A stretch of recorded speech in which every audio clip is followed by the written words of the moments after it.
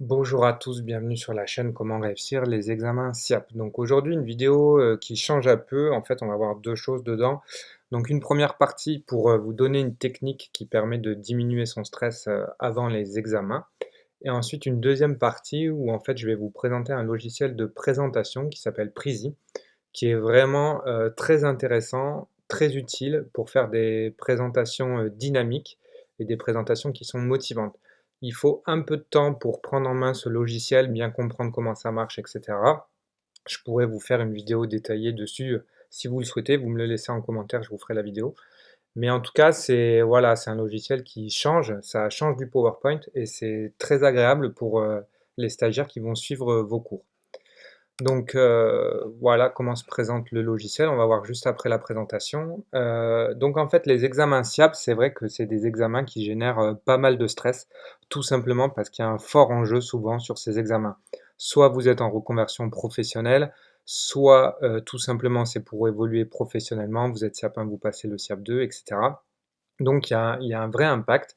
C'est des examens qui sont très importants en général quand on les passe et on n'a pas envie de les rater. Donc mon conseil pour diminuer le stress, plusieurs choses. Tout d'abord, déjà bien maîtriser vos cours.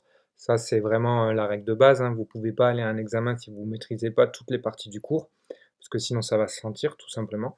Donc, une très grosse maîtrise de vos cours et ensuite on va utiliser ce qu'on appelle la respiration carrée. Donc la respiration carrée, c'est quelque chose qui est, utilisé, dans le sport.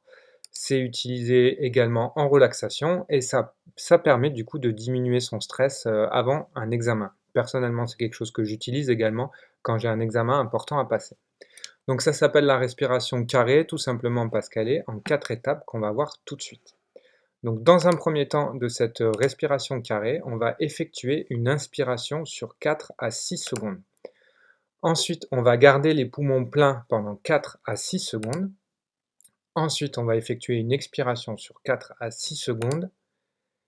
Et enfin, on va garder les poumons vides pendant 4 à 6 secondes. Donc voilà les 4 cycles de la respiration carrée. Et ensuite, il faut faire entre 4 et 10 cycles pour pouvoir sentir vraiment un apaisement au niveau de votre souffle, de votre respiration, etc., qui vous permettra d'être meilleur le jour de votre examen. Donc voilà ce qu'on peut dire sur la respiration carrée. N'hésitez pas à l'utiliser du coup avant votre examen, juste avant. Ça permet de vous détendre, de vous calmer et vous aurez ainsi un bon rendu sur votre prestation. Donc cette vidéo, elle était également faite pour vous présenter ce logiciel. Donc ça s'appelle Prezi, là c'est écrit ici, prezi.com. C'est gratuit, il y a une partie gratuite, une partie payante. Vous vous inscrivez avec votre mail, etc. et vous avez accès au logiciel. Donc c'est un logiciel qui est un peu compliqué à prendre en main, mais une fois qu'on l'a pris en main, c'est vraiment très agréable et vous avez pu voir que la présentation, du coup, elle est dynamique. Dessus, on peut faire à peu près tout ce qu'on veut. Là, si je vais par exemple dans Style, je peux changer l'image de fond. Donc après, je peux prendre une image de fond que j'ai dans mon fichier image, une image de fond que je choisis sur Internet, etc. Je peux changer mes formes ici, je peux changer les couleurs, je peux changer le texte. Ensuite, ce qui est intéressant ici dans la partie insérer, on voit qu'on peut insérer beaucoup de choses, donc du texte, des images, des icônes, des animations. Vous pouvez insérer également un PowerPoint, des flèches, des lignes, etc. C'est vraiment un bon outil de présentation. C'est fait pour ça.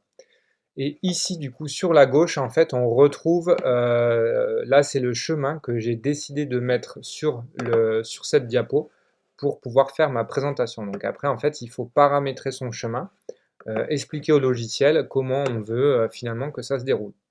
Et ensuite, du coup, vous n'avez plus qu'à cliquer sur présenter ici en haut à droite et ça vous lance du coup votre animation.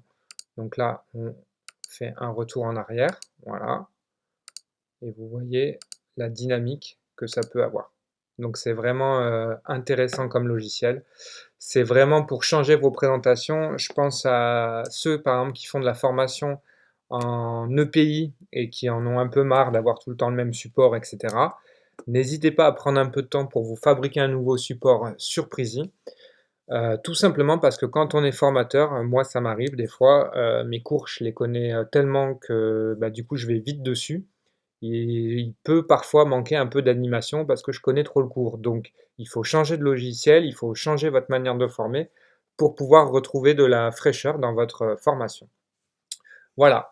Je vous rappelle bien évidemment mon site où vous retrouvez du coup tout mon contenu, les vidéos, les supports pédas, les livres.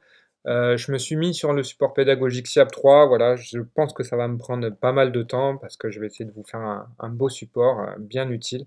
Donc, je vous ferai signe dès qu'il est disponible. N'hésitez pas à partager, à vous abonner à la chaîne. Encore une fois, je vous remercie tous de me suivre. J'espère que les vidéos vous sont utiles. N'hésitez pas à me laisser des commentaires et je vous dis à très bientôt dans une prochaine vidéo.